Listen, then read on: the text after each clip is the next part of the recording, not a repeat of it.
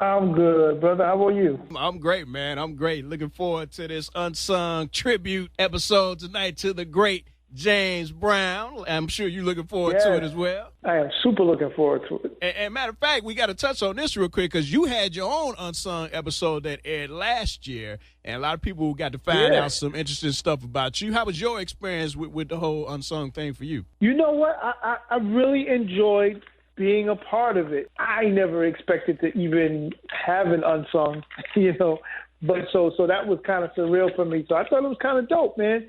To be honest with you, I don't like watching myself on TV. So the stuff that I remember, the stuff that I watched it from a different perspective because I am the only person to do Unsung that I got to score the whole show. So all my original music is in the whole show.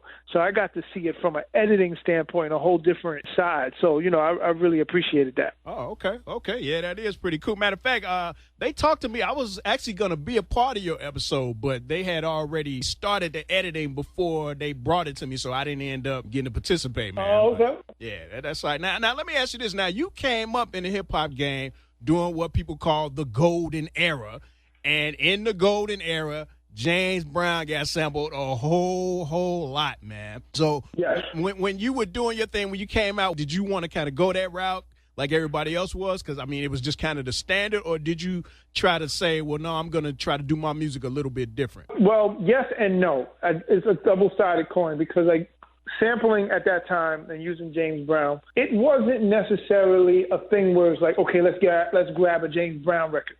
Mm-hmm. It was one of those things where, as a producer, you're going through old records, you're digging for records, you're listening for breaks and grooves, and it just so happens that James Brown has the most amount. You know what I'm saying? Exactly. So it's like you can't ever go wrong. You pull out a James Brown album from a popular one to an obscure one, you are going to find a dope groove or break on it to rap over. Now, the difference between me and a lot of other rappers at that time, when I sampled, I didn't take a full piece of a James Brown thing. I would take little bits and little pieces here and there, put it together, mix and match, and use it more like seasoning in a recipe of my own music. And that's what I appreciated about James Brown, because it was things like little sounds, little hits, little kicks and snares and all this kind of stuff. That's what gravitated me toward sampling James Brown. And like I say, he's in the DNA of that golden era of hip-hop. He's in the DNA of all black music, period. It's not just hip-hop. Right. We heavily sampled him in the 80s and early 90s, but that sample, that usage was so heavy, it just kept going, and it's in so many different forms of music now. It's pure DNA. Yeah, you're right. And as a person who has the majority of the James Brown albums, you can listen to some of his stuff, and like you say, even if it's the obscure records, you'll come across some and you hear, you'll be like, oh, dang, I heard that before. Didn't so-and-so use that?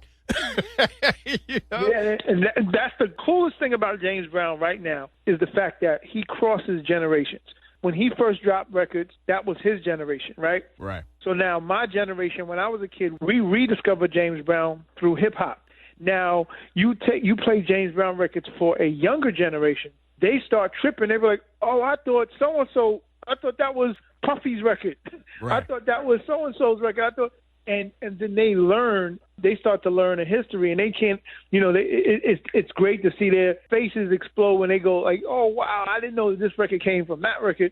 So, it's definitely a cool thing.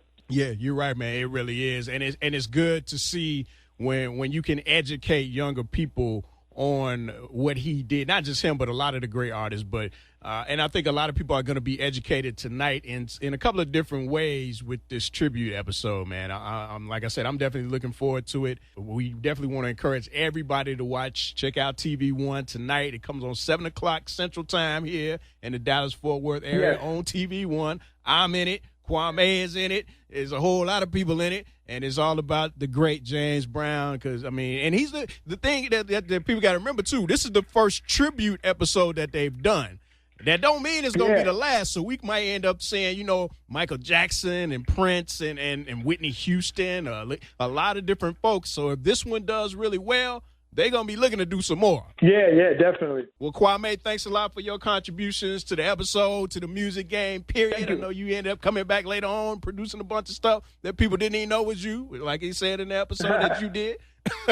So thanks for all that, man. Thank you, man. Thank you for having me. Yeah, thank you, man. We appreciate it, and we look forward to checking you out tonight on the James Brown Tribute episode of Unsung. Yes, you too, man. Peace.